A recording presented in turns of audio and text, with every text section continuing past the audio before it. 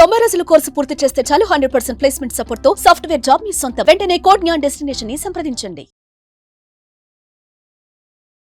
నమస్కారం అలగరి రవీంద్రనాథ్ గారు. నమస్తే అండి సిరి గారు. డ్రగ్స్ కి అలవాటు పడిపోయి కన్న తల్లినే చాలా క్రూరంగా చంపినది ఈ రోజు మనం వింటూ ఉన్నాం. అసలు ఆ కేసులో ఏం జరిగింది? ఇది మన సమాజాన్ని అందరికీ కూడా ఒక హెచ్చరిక అని చెప్పొచ్చు సార్. ప్రతి ఒక్కరు, ఇటు పేరెంట్స్ కావచ్చు, పిల్లలు కావచ్చు, అలర్ట్ అవ్వాల్సిన సంఘటన. అసలు ఇలా జరగకుండా ఉండాలి అంటే మనం ఎలాంటి ప్రికాషన్స్ తీసుకోవాలి? యావత్ సమాజం కూడా నిస్సిగ్గుగా తలదించుకోవాల్సిన పరిస్థితి ఈ రోజు ఈ వార్తలకు కనిపిస్తుంది. కన్న తల్లిని, అంటే నవమాసాలు మూసి కనిపించిన తల్లిని కూడా ఈ రోజు అత్యంత దారుణంగా, అత్యంత కిరాతకంగా తలపైన మోదీ స్పాట్లో చంపేశాడు ఈ దుర్మార్గుడు, కార్తీక్ రెడ్డి అన్నటువంటి ఈ దుర్మార్గుడు.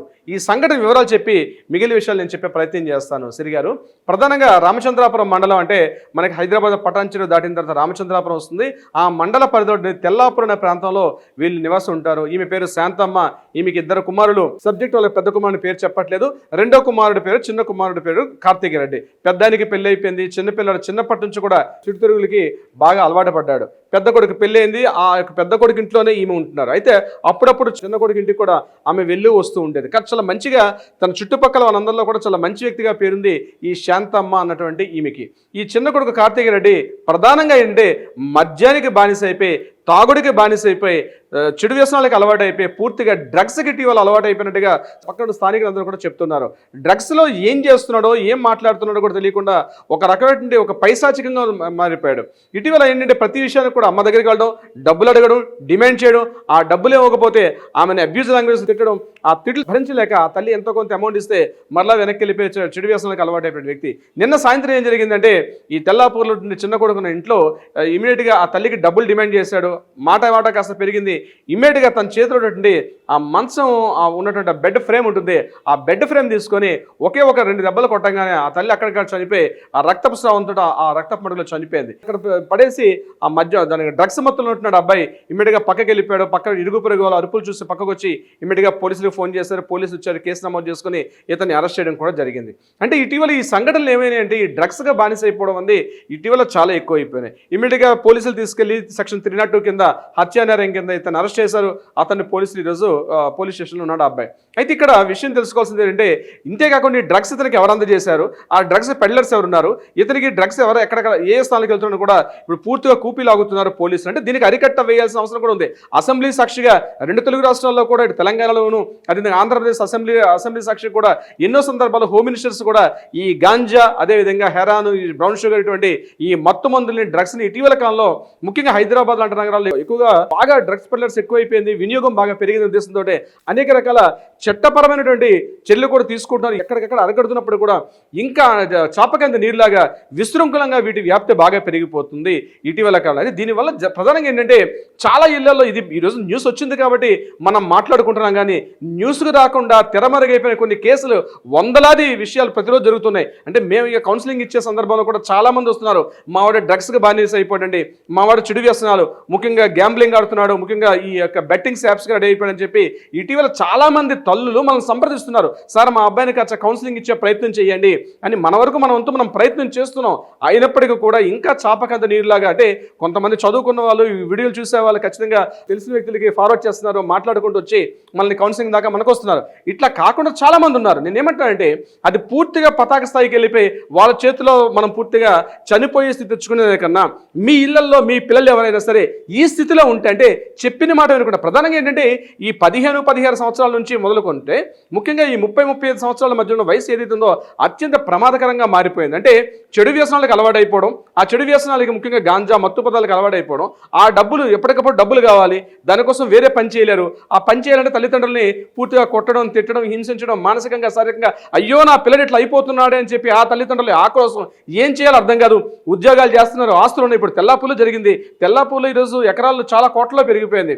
సో ఆస్తులు కనిపిస్తున్నా నాకు ఇస్తావా చస్తావా అని చెప్పి కూర్చున్నాడు. అంటే రియల్ ఎస్టేట్ పుణ్యం అని చెప్పి తెల్లాపూర్ అనేది పూర్తిగా కమర్షియల్గా బాగా డెవలప్ అయిపోయింది. చూస్తేనేమో కోట్ల వస్తుంది. నాకు నేను అడుగుతుంటే ఈ కాస్త 5,000 10,000 ఎందుకు ఇవ్వని చెప్పి తల్లి మీద దండించడానికి వచ్చాడు. ఇప్పుడు నేను చెప్పినట్టు ఈ కథనం గురించి అంటే విశృంఖలుగా పెరిగిపోయి పేరెంట్స్ ఏం చేయాలో అర్థం కాని పరిస్థితి.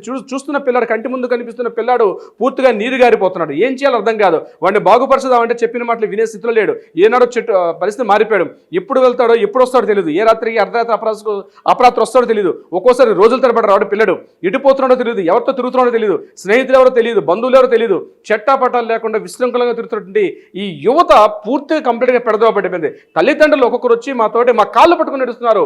సిరి గారు ఎంత బాధపడుతున్నారంటే, సార్ మా పిల్లల్ని మీకు ఏం కావాలి చెప్పండి సార్ ఇస్తాం, మా పిల్లల్ని బాగుపరిచి మాకు ఇవ్వండి, ఆస్తులు అంతస్తులు మేము ఏం చేయాలో అర్థం కాని పరిస్థితిలో ఉన్నామని చెప్పి ఆ తల్లిదండ్రులు వచ్చి మన కౌన్సిలింగ్ కోసం వస్తుంటే మనకు అర్థం కాని పరిస్థితులు. వీళ్ళంతవరకు మీరు కూడా చాలా సందర్భాల్లో మీరు నేను కూర్చుని కూడా చాలా కౌన్సిలింగ్ మనం చేసాం పిల్లల్ని ఈ యొక్క యాంగిల్ నుంచి బయట తప్పించే ప్రయత్నంలో. నేను ఒకటే అంటున్నాను, మీ ఇంట్లో ఎవరైనా పిల్లలు మీ మాట వినకుండా, మీ చెప్పిన మాట వినకుండా బలాదురుగా చట్టాపట్టలు వేసుకుని తిరుగుతున్నాడు, పిల్లడు మాట వినట్లేదు, చెడు వ్యసనాలకు అలవాటు అయిపోయినాడు పూర్తిగా అంటే, వీలైనంత వరకు ఈ వీడియో చూసిన వాళ్ళు ఎవరైనా ఇమ్మీడియట్ గా కాంటాక్ట్ చేయండి. సార్, చట్ట ప్రకారంగా ఇలాంటివి ఎస్పెషల్లీ చిన్న పిల్లలు చేసినప్పటికీ కూడా శిక్షలు అనేది పడే అవకాశం ఉందంటారా? ఎలాంటి శిక్షలు పడతాయి సార్? గుర్తుపెట్టుకోండి, శిక్షలు చాలా దారుణంగా ఉంటాయి శ్రీ గారు. ప్రధానంగా మీ అబ్బాయి ఇట్లాంటి చెడు వ్యసనాలకు లోనే అలవాటుగా ఉండి డ్రగ్స్ లోకి వెళ్ళాడు అనుకోండి, ఎంటైర్ ఫ్యామిలీ మొత్తం కూడా ఇరుక్కుపోతారు. Total entire family. Not only ఎవరైతే డ్రగ్ యూజ్ చేసిన పిల్లడు కాకుండా ఆ పిల్లాడు స్నేహితులు, ఆ పిల్లాడు బంధువులు, ఆ పిల్లల తల్లిదండ్రులు కూడా బాధ్యత లేకుండా ప్రవర్తించారని చెప్పి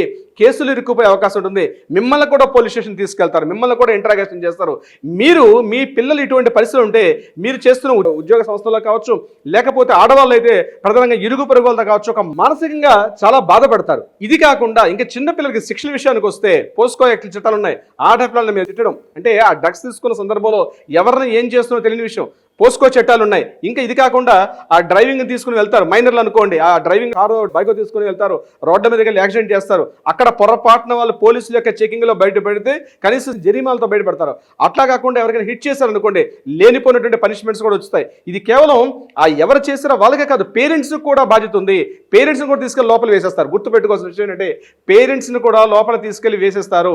అంటే ఒక సమాజానికి చీడ పురుగు లాంటి ఒక పిల్లాడు మన ఇంట్లోంచే బయలుదేరుతున్నాడు అంటే ఆ యొక్క కలుపు మొక్కని ఇమ్మీడియట్గా దాన్ని సంస్కరించకపోతే ఆ కలుపు మొక్క పెరిగి మొత్తం మన వీధిని, మన వాడిని, మన ఊరిని, తద్వారా మన రాష్ట్రాన్ని కూడా పూర్తిగా దేశానికి భ్రష్టు పెట్టే వ్యవస్థగా మారుతాడు. కాబట్టి అట్లాంటి పిల్లలు, ముఖ్యంగా ఇప్పుడు నేను చెప్పే సంఘటన ఏదైతే ఉందో, ముఖ్యంగా డ్రగ్స్ అనేటువంటి ఈ దావనాలను ఇప్పుడు అరికట్టకపోతే, ముఖ్యంగా మన సిఎస్ సజ్జనార్ గారి విషయంలో ముఖ్యంగా చెప్పుకోవాలి. సజ్జనార్ గారు ఎన్నో సందర్భాల్లో ఎక్స్వేదికగా అనేక సందర్భాల్లో ఈ బెట్టింగ్ మాఫియాల గురించి కానీ, డ్రగ్స్ విషయంలో కానీ ఆయన స్పందిస్తున్న తీరు అమోఘం. ముఖ్యంగా ఆయన స్పందిస్తున్న ప్రతి విషయంలో కూడా ఏ చిన్న సంఘటన ఇమ్మీడియట్గా స్పందిస్తున్నారు సజ్జనార్ గారు.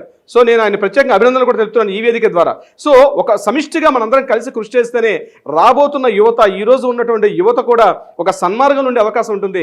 సిరి గారు, చాలా దారుణం అని చెప్పొచ్చు. కన్న తల్లినే ఇంత క్రూరంగా చంపాడు అంటే అసలు సమాజం ఎక్కడికి వెళ్ళిపోతుందో అర్థం కావట్లేదు. ఇలాంటి మళ్ళా ఎవరు కూడా రిపీట్ చేయొద్దు అనే కోరుకుందాం సార్. ఇలా ఎవరికైనా కూడా అంటే ఇలాంటి లీగల్ పరంగా మేము ముందుకు వెళ్ళాలి అనుకునే వాళ్ళు ఎవరైనా కూడా మిమ్మల్ని అప్రోచ్ అవ్వాలి అంటే ఎలా ఉంటుంది? తప్పనిసరిగా ఇటువంటి వ్యక్తులు మీ ఇళ్లలో ఉంటే తక్షణమే ఫోన్ తీసుకోండి, కాల్ చేయండి, అట్లీస్ట్ వాట్సాప్ చేయండి. మీ డీటెయిల్స్ చాలా గోప్యంగా ఉంటాయి. మన లీగల్ టీమ్ మనం అప్రోచ్ అవుతారు, సలహా సంప్రదింపులు ఇస్తారు, న్యాయపరంగా పరిష్కారం ఉంటే న్యాయపరంగా పరిష్కారం చూస్తారు. ఇది కాకుండా అబ్బాయిని కాస్త కౌన్సిలింగ్ ఇచ్చి సన్మార్గంలో మార్చే విషయం ఉంటే తప్పనిసరిగా మన కౌన్సిలర్స్ మీకు గైడెన్స్ ఇస్తారు. మీ అబ్బాయిని పిలుచుకొని ఎలా చేస్తే బాగుంటుంది, ఇమీడియట్గా మిమ్మల్ని కూడా మీకు ఒక దిశానిర్దేశం కూడా చేసే ప్రయత్నం చేస్తారు. Thank you sir. Thank you so much. Thank you so much Siri గారు.